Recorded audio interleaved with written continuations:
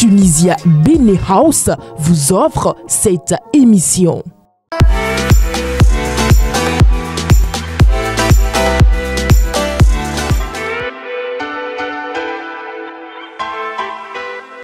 Mesdames et messieurs, merci de nous retrouver dans ce numéro du 23 juillet 2025 de votre émission matinale sur Guérit TV Monde, une émission à suivre également sur Guérit Radio. Bienvenue donc à tous. Tout de suite à la toute première rubrique de votre émission, sans oublier également les différentes rubriques de votre émission, le meilleur réveil, à savoir donc la revue des titres, le bulletin d'information, la météo, l'interview matinale s'en suivra donc, et on n'oubliera surtout pas la citation du jour. Mesdames et messieurs, merci donc de vous installer. Nous recevons donc tout de suite, elle est déjà sur ce plateau, Fauzia Sifou, pour la toute première rubrique de votre émission, le meilleur réveil. Fauzia Sifou, bien le bonjour. Bonjour à vous, Latifat Koridmou, et bonjour à nos amis internautes de Guérit TV Monde. Et comme je l'annonçais tantôt, c'est avec vous que nous allons prendre connaissance des différents titres parus à la une aujourd'hui.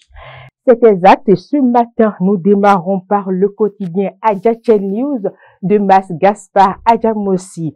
Le Canard affiche une note politique en manchette. Candidature du parti Les Démocrates pour la présidentielle 2026, Gani Osoglo, une ambition singulière dans un parti pluriel.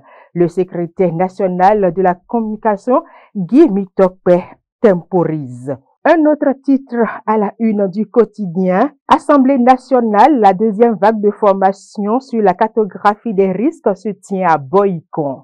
Championnat scolaire primaire 2025, Ketou et Kobe s'apprêtent à accueillir l'élite sportive des écoles primaires. Le ministre Salimon Karimou donne le coup d'envoi le 27 juillet prochain. Police républicaine, 1785 jeunes s'engagent pour servir la nation. Inspection du travail à l'ère de l'intelligence artificielle. Le MTFP et le CADRAT préparent les acteurs du monde du travail aux mutations technologiques. Lutte contre les faux médicaments vétérinaires, douaniers et policiers en renfort. Nous passons à présent au quotidien Le Télégramme. Célébration de son 65e anniversaire d'indépendance. Le Bénin tend la main au pays de l'AES. Des troupes étrangères, dont 2 de l'AES, invitées pour le défilé. Le matinal à présent. Appel de l'opposition à poser des actes de décryptation lors de la fête nationale du chantage politique. Les 4 vérités à présent. Affaire comme Hugues Sosoupé, un journaliste déposé en prison. Le Patriote, climat de peur au Bénin, l'opposition lance un appel à talons. Fraternité à présent, dossier d'agression sexuelle sur mineurs à La Criette. Le Bénin intensifie la lutte, la palme d'or à l'INF, plus de silence, plus d'impunité. La Nouvelle Tribune à présent, invitation de troupes étrangères pour le défilé du 1er août 2025. Le Bénin toujours en quête de paix avec les pays de l'AES. Le Paraclet, 1er août 2025, l'heure du discours de la réconciliation nationale, s'interroge le Canard. Bénin intelligent, inclusion des personnes handicapées. L'État engage de nouveaux financements. Le Soleil Bénin Info, mise en œuvre des mesures sociales sous la rupture. Le Bénin veut améliorer l'insertion professionnelle des handicapés. La Nation, le quotidien du service public à présent, protection sociale au Bénin à l'horizon 2028, cap sur l'inclusion et la solidarité. Décryptage info, agriculture en Afrique francophone, la production cotonnière recule de 11,5% en 2024-2025. Le Bénin et le Sénégal sauvent la campagne. Matin libre, Afrique de l'Ouest, médiation Talon Fayet, un espoir pour l'UEMOA s'exclame le journal. Gastiani Info pour terminer ce matin, Latifat Koridmou, mouvance opposition, qui tiendra le plus les 20% s'interroge le Canard. Ainsi prend fin cette présentation. Et la revue des titres fait place, mesdames et messieurs, au bulletin d'information toujours présenté par Fauzia Sifou.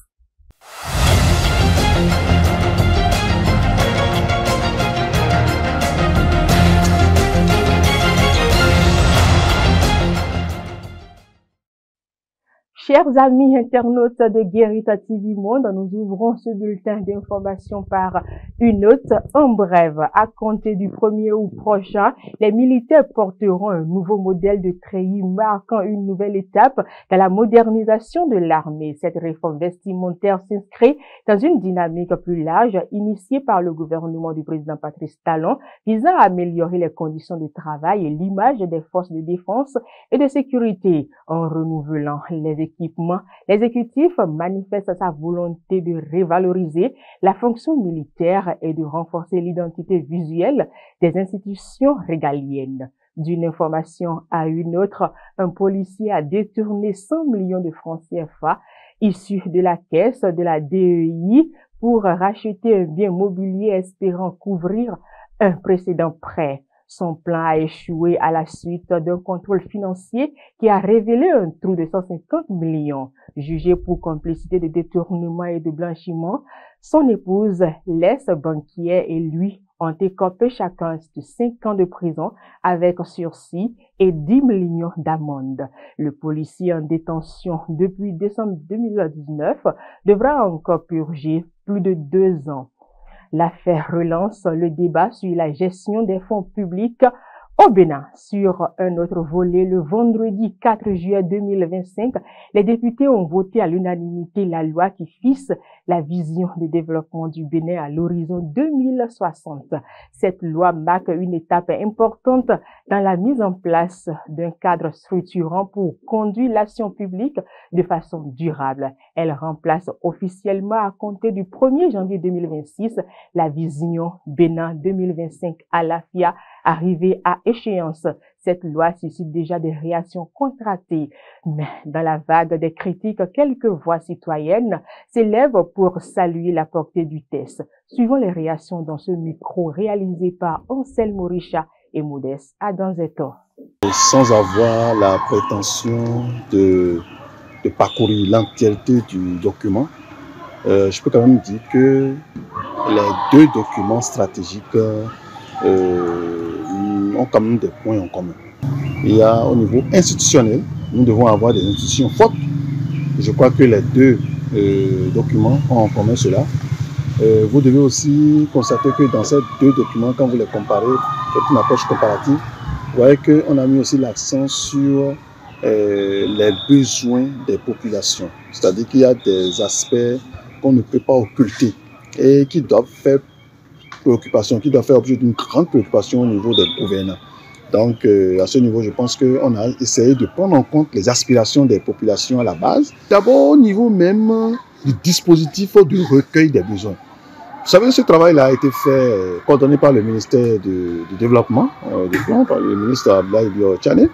Et donc, les experts qui ont travaillé sont allés jusqu'à la base pour écouter les populations. Et ça, c'est important, que les autorités soient à l'écoute de leur population pour connaître réellement leurs besoins, échanger avec eux. Donc, les gens sont descendus à la base donc pour rencontrer les populations et questionner les différents acteurs sur le plan social, économique, politique, éducatif, etc.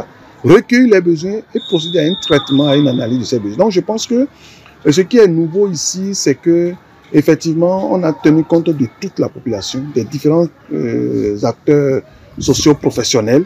Je pense que ça, c'est quelque chose de fondamental. Ça, c'est la première plus-value au niveau de ce document que nous avons actuellement, qui a été voté. La deuxième plus-value, c'est que ça fait loi. Ça fait loi. Et ça, c'est une nouveauté. Moi, je pense que Bénin à l'Afrique n'avait pas ce poids juridique. Aujourd'hui, on peut dire que c'est le peuple qui donne mandat à ce document. Parce que ça a été voté à l'Assemblée nationale. Et bientôt, ça va être promulgué par le président de la République. Ça veut dire que ça devient une loi, cadre, une loi de référence. Une loi référence. Ça veut dire que pour tout ce qui est politique sectorielle, au niveau des ministères, des départements ministériels, tout ça, les gouvernants, les acteurs de développement doivent se référer à ce document pour voir qu'est-ce qu'il en est et utiliser le contenu pour élaborer donc des politiques de développement. Ça veut dire qu'on ne peut pas se lever aujourd'hui et faire ce qu'on veut au Bénin. Donc pour 2060, il faut se référer à ce document. Et l'enjeu ici, je le dirais, c'est qu'est-ce qu'on met en place pour qu'on soit sûr que les acteurs vont se référer à ce document et qu'on va savoir que d'année en année, on est en train de tenir compte parce qu'il ne faut pas laisser une porte ouverte à n'importe qui pour venir faire n'importe quoi. Il y a des garanties. D'abord, c'est une loi. C'est comme une loi cadre qui peut être révisée à tout moment. Mais là, il faut avoir l'aval de l'Assemblée nationale. Vous ne pouvez pas toucher à cette loi, à ce dispositif juridique qui est mis sur pied sans recourir à l'Assemblée nationale. C'est une force. Vraiment, c'est bien pensé. C'est bien pensé. La première des choses qu'il faut remarquer, c'est qu'il y a une ambition par rapport à la vision de développement. Il faut faire très attention aux mots. Il y a vraiment une différence entre les acteurs précédemment étant à l'origine de l'élaboration de Bénin Alafia 2025 et les actuels acteurs qui sont à l'origine aussi de ce que nous appelons désormais Vision Bénin 2060. Alors, la première des choses, c'est que, moi je vais dire, il y a une rupture. Il y a une rupture. Rupture dans les choix et rupture dans les objectifs.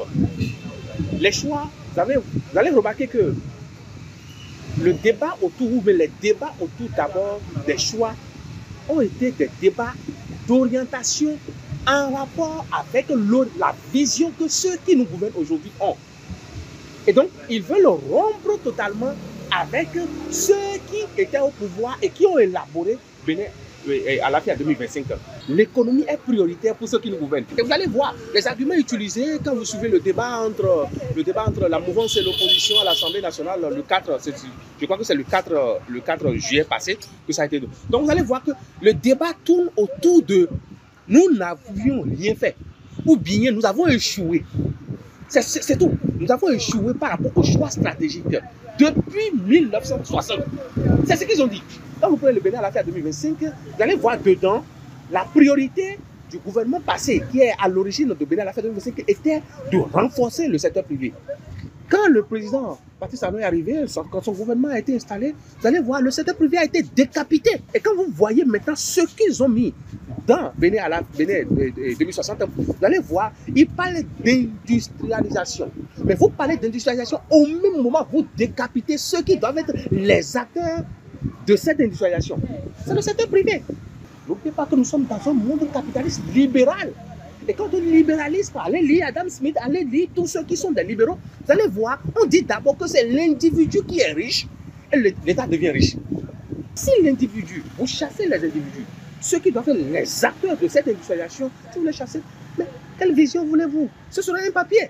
Est-ce que l'élaboration de cette vision-là a tenu compte du changement de régime, l'alternance? C'est des gouvernants qui vont venir. N'oubliez pas que nous sommes en Afrique et nous sommes au Bénin. Imaginons un petit instant que c'est l'opposition qui prend le pouvoir en 2026. Tout de suite, elle va venir avec sa vision des choses. Elle va boycotter, tenez-vous tranquille, elle va boycotter alors cette vision et va élaborer comme Patrice Talon l'a fait. Il a boycotté Bénin Vision Alafia 2025, il a boycotté en élaborant son propre PAG. Et la suite logique de deuxième phase de PAG qui a donné naissance à ce que nous appelons aujourd'hui Bénin Vision 2060. Il n'y a pas de garantie. Ça, c'est moi, ça. Et c'est une vision qui est basée sur des principes tels que la paix, le développement culturel, aussi bien sur le plan national, africain qu'international et bien d'autres choses. Vous savez que depuis un certain moment, le Bénin a opté quand même pour la promotion culturelle. Et on fait donc du tourisme aujourd'hui, la culture et tout ce que vous savez, un pilier de développement. Donc je pense que l'une des principales plus-values, c'est qu'on puisse véritablement renforcer la paix, parce que dans la sous-région ouest-africaine, depuis un certain moment, nous sommes confrontés donc à une certaine anomalie qui est marquée donc par des scènes d'insécurité à travers plusieurs pays, le terrorisme, les coups d'État et tout ce que vous constatez. Donc, quand vous avez une vision et que vous n'avez pas donc la paix autour, vous n'arrivez donc pas à mettre en œuvre toute la vision que vous avez. Il faut avoir une certaine stabilité aussi bien sur le plan politique, économique et sur tous les autres plans, afin de pouvoir mettre en œuvre donc les objectifs que vous avez. Nous poursuivons cette présentation du bulletin d'information et cette fois-ci, nous nous rendons dans les collines. Une tentative d'enlèvement contre rançon a été déjouée le 21 juillet 2025 à Gouka dans la commune de Bonne-Terre. Grâce à un renseignement transmis la veille et la réactivité des forces de l'ordre appuyées par la population, 3 suspects ont été arrêtés. Le principal instigateur a été interpellé en premier, puis ses complices. Tous les 3 sont gardés à vue en attendant leur présentation devant le parquet. Hors de nos frontières, à présent au Nigeria, des tensions ont eu lieu ce mardi 22 juillet 2025 devant le Parlement à Abuja à l'arrivée de Natasha Akpoti-Nduanga, alors qu'elle avait été suspendue au mois de mars après avoir accusé le président de la Chambre haute de harcèlement sexuel. La sénatrice voulait regagner son siège car la justice avait levé cette sanction et autorisé sa réintégration, mais elle en a été physiquement empêchée à son retour mardi. Voici les précisions.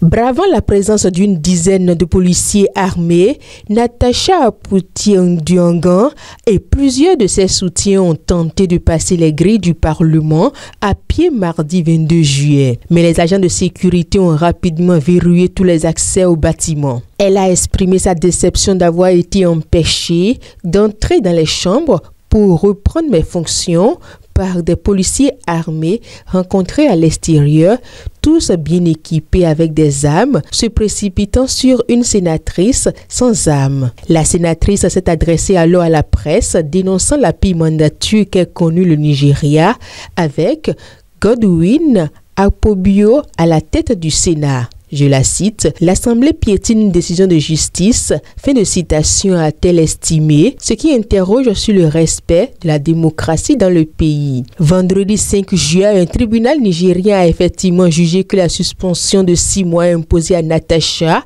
était une punition excessive et que celle-ci pouvait être réintégrée. Mais aux yeux du Sénat, ce jugement s'apparente à un avis non contraignant. Ses représentants ont aussi appelé que la sénatrice a par ailleurs été reconnue coupable d'outrage pour avoir enfreint une interdiction et s'exprimer publiquement sur cette affaire et qu'elle n'a pas encore payé l'amende assortie. Au Congo-Brazzaville, les habitants peinent avec une saison des pluies inhabituelle, froide, avec des températures en dessous de 20 degrés Celsius au lever du soleil et toute la nuit, contre 34 degrés Celsius pendant la saison des pluies. La capitale congolaise vit l'une des saisons sèches les plus fraîches de ces 5 dernières années. Les habitants de Brazzaville grelottent et évoquent les changements climatiques.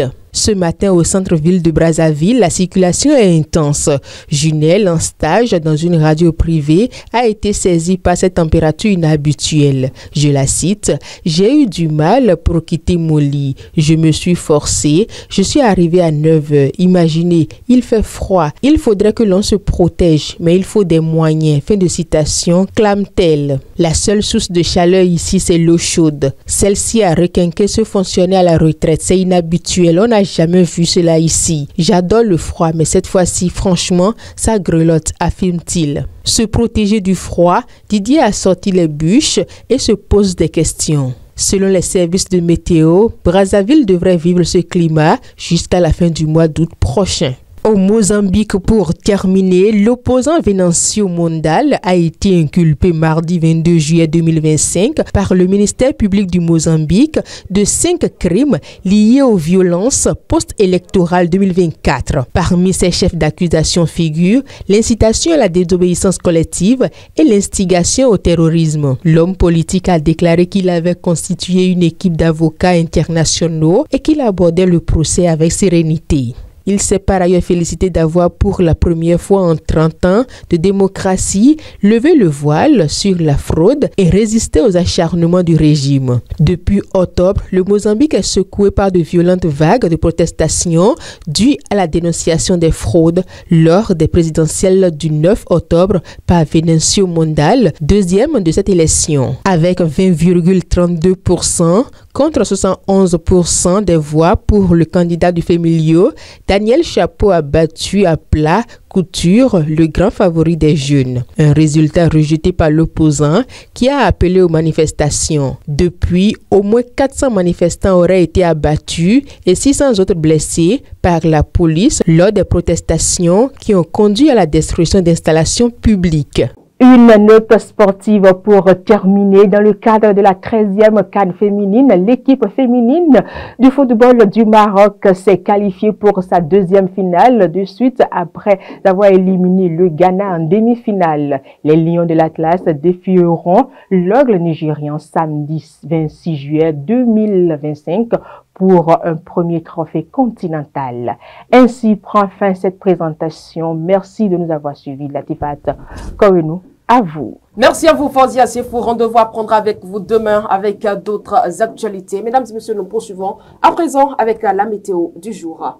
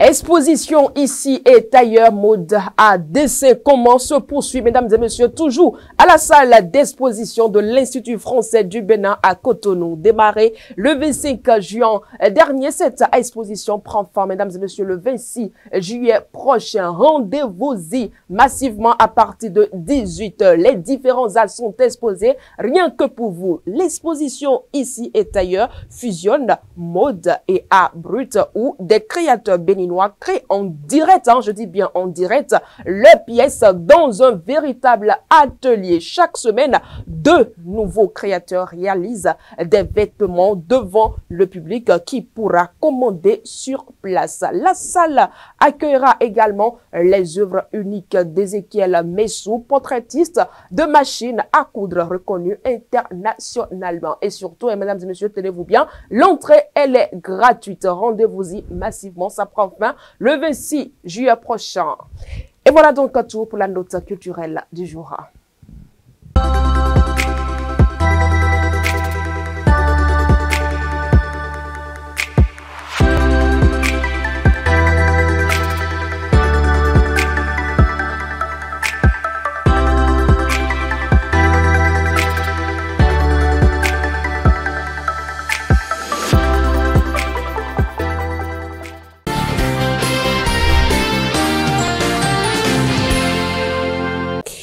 Une partie de l'opposition béninoise réunie au sein du cadre de concertation a tenu une conférence de presse hier. Objectif, inviter le chef de l'État Patrice Talon à la veille du 1er août 2025 à libérer les détenus politiques et autoriser le retour des exilés politiques. Nous en parlons, mesdames et messieurs, dans l'interview matinale de ce jour avec honorable Antonin Midofi Runga, membre du parti politique Les Démocrates. Honorable, bien le bonjour. Bonsoir, madame. Nous avons connu une opposition qui a toujours appelé le chef de l'État à libérer les détenus politiques, autoriser le retour des exilés politiques et demander un dialogue politique. Votre dernière sortie médiatique est-elle vraiment opportune? Oui, madame, bon, vous savez très bien que le cas de concertation de l'opposition est vraiment soucieux vraiment du bon développement, du bon vivre ensemble du peuple béninois. Et aujourd'hui, comme je l'avais dit, c'est sous ce régime que nous avons connu des détenus politiques, des exilés politiques. Et il est de bonnes règles qu'à la veille du 1er août, que nous pensons à ces gens-là privés de leur liberté. C'est pour ça que le cas de concertation a lancé cette doléance au chef de l'État. Et s'il peut encore faire quelque chose dans ce sens, nous pensons que ça va être bien apprécié, au moins par le peuple béninois. Mais pourquoi les mêmes messages si la position du chef de l'État Patrice Talon est connue d'avance? Mais vous savez, il y a la situation et l'évolution de la situation. C'est vrai que on nous a dit dans ce pays que le pardon peut être une faute. Mais nous ne serons jamais fatigués de lui demander de mieux faire, de bien faire. Je pense que c'est le rôle de l'opposition de lui adresser toujours ces genres de demandes pour voir si entre-temps les choses ont un peu évolué à son niveau pour le bonheur de notre peuple. Alors, nous sommes à la veille du 1er août hein, et certains estiment que l'opposition tient toujours les mêmes discours, la même méthodologie, surtout quand elle sait que le chef de l'État reste intransigeant sur ses décisions. Pourquoi vous ne changez pas de méthodologie, de méthode du moins ça? Mais quelle méthode vous nous proposez de changer? Nous lui avons proposé le dialogue. Il a refusé. Nous lui avons proposé une loi, nous avons fait à l'Assemblée nationale une proposition de loi pour l'amnistie. Il a dit qu'il ne soutient pas. Mais qu'est-ce que nous allons faire? Je pense que nous, au niveau de l'opposition, nous avons tout proposé. C'est maintenant au chef de l'État de voir dans les propositions concrètes que nous avons faites pour pouvoir aborder dans ce sens-là pour le bonheur de notre peuple. Vous venez de dire que vous avez tout proposé, honorable, vous siégez au Parlement, mais vous avez toujours rejeté les lois proposées par l'autre camp. Pas du tout, madame. Peut-être que vous n'avez pas toutes les informations. Il y a des lois, je prends par exemple la gestion des déchets, nous avons voté pour cette loi. Loi sur statut des magistrats de la Cour suprême. Sur les magistrats de la Cour constitutionnelle, nous avons voté pour cette loi. Des lois qui sont d'ordre d'intérêt général. Quand je prends par exemple la révision de la Constitution, vous avez rejeté cette révision. Mais pourtant, vous espérez le soutien de l'autre camp pour une loi d'amnistie.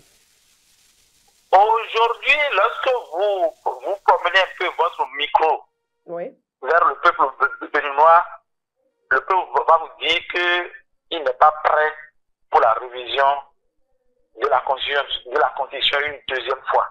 Vous savez très bien que la Constitution de 90 a été modifiée en 2019. Et de 2019 à 2024, je ne sais pas quel bilan on peut faire de la Constitution qu'ils ont modifiée en 2019. Et pourquoi ils souhaitent encore modifier? Je pense que nous, élus du peuple de l'opposition, nous avons reçu le retour du peuple. Le peuple nous a dit, n'acceptez pas cette révision. N'acceptez pas qu'on tente encore de truquer notre loi fondamentale. C'est pour cela que nous avons jugé bon de rejeter. Voilà. Alors, vous espérez quand même une réaction, est-ce que vous espérez une réaction favorable du chef de l'État à la suite de la conférence de presse d'hier tenue par le cadre de concertation, j'y arrive, hein, et l'opposition? Mais si le chef de l'État peut saisir cette opportunité, cette demande pour pouvoir faire quelque chose à l'endroit du peuple béninois, ce sera à son avantage. Mais nous avons déjà joué notre rôle. L'opposition a déjà joué son rôle. Je pense que c'est au chef de l'État de faire ce qu'il peut faire dans ce sens. Merci à vous, honorable Antonin Midofi Runga. Je rappelle que vous êtes député à l'Assemblée nationale, membre du parti Les Démocrates. Très bonne journée à vous. Merci beaucoup, madame. Je vous remercie. Mesdames et messieurs, c'est la fin de l'interview matinale. Là, on se retrouve tout juste après ceci.